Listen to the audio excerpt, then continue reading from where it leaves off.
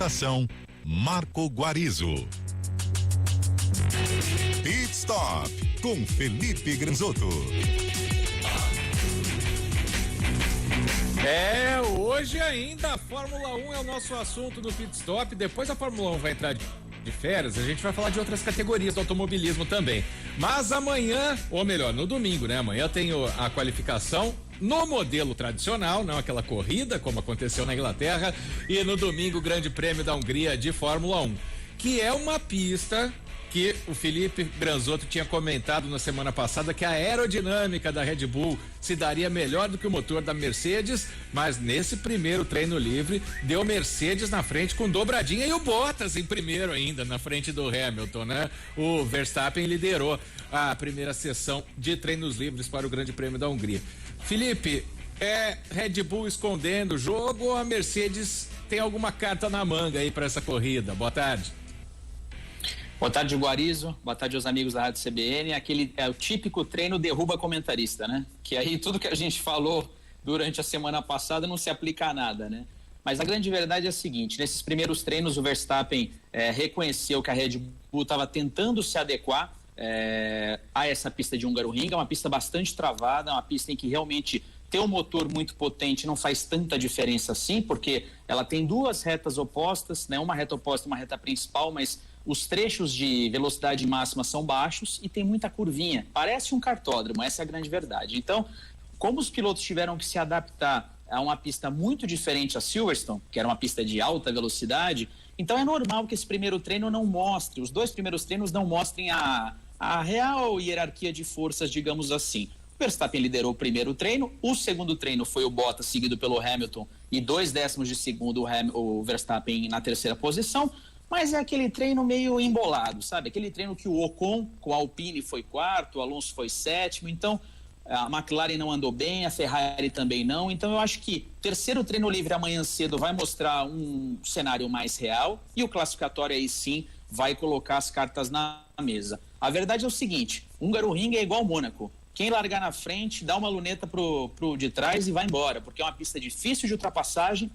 Por mais que tenham 2 pontos de abertura da asa traseira móvel, né, que facilita a ultrapassagem, é uma pistinha encardida de ultrapassar. Então, se a Red Bull quer se recuperar depois do acidente, né, com o Verstappen lá em Silverstone, tem que largar na pole, tem que fazer alguma coisa na primeira volta para conseguir somar pontos importantes no campeonato. E é importante a gente destacar, né, Guarizo, que é uma prova cercada de rivalidade, né? Tanto o Verstappen quanto o Hamilton participaram da coletiva de imprensa ontem lá em Hungaroring, e os dois estão trocando farpas. Por mais que o Hamilton diga que o respeito dele pelo Verstappen continua inabalável, aquela história toda, né? Aquele fair play todo e tal, aquele mise-en-scène, mas o Verstappen disse: olha, beleza, ele me ligou, né? A gente até tinha ficado com aquela informação que não houve ligação, mas o Verstappen disse que o Hamilton ligou alguns dias depois da corrida. Mas o Hamilton disse o seguinte: olha, desculpa, eu queria saber se você estava bem, mas eu teria feito de novo se tiver essa chance de te ultrapassar por dentro, eu vou colocar o carro e se a gente bater, bateu. Ou seja, um ingrediente a mais para essa largada em Hungaroring, ainda mais que é uma pista que, se não fizer a primeira curva em primeiro, é difícil passar, Guarizo. O Rosberg, que era amigo de infância do Hamilton, hoje os dois também não podem nem se ver, né? E também só de lembrar, é uma das pistas, como você falou, como o Mônaco, muito difícil de ultrapassar, mas lá aconteceu uma das ultrapassagens mais espetaculares da história da Fórmula 1, se não foi a mais espetacular, né? O Nelson Piquet fez um drift, né, para passar o Ayrton Senna, né? Numa época que nem existia drift, né? Exato. Num tempo em que ninguém falava de drift, né? Em 86, Hungaroring, uma das primeiras dobradinhas, Piquet e Ayrton, né, em 86. O Ayrton largou na pole, o Piquet vinha com uma Williams equipada dos motores Honda na época, era muito potente e tal, e venceu aquela prova. O campeonato, no final das contas, né, parece que o Nelson e o Mansell acabaram se engalfinhando o campeonato inteiro. O Prost foi lá e levou o título, mas aquela prova ficou marcada muito como uma vitória, uma das mais importantes da carreira do Nelson.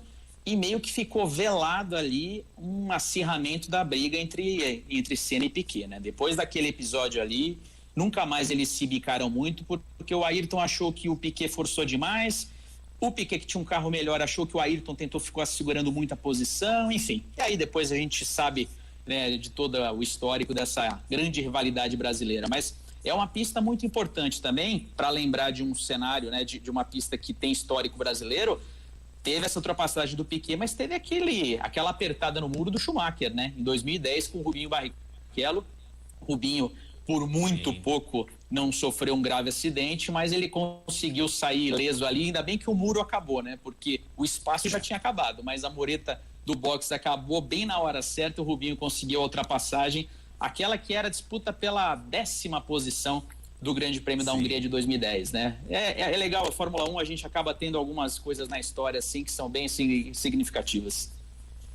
Com certeza. Essa semana que vem a gente repercute o Grande Prêmio da Hungria e fala de outras categorias também. Grande abraço, Felipe Granzotto.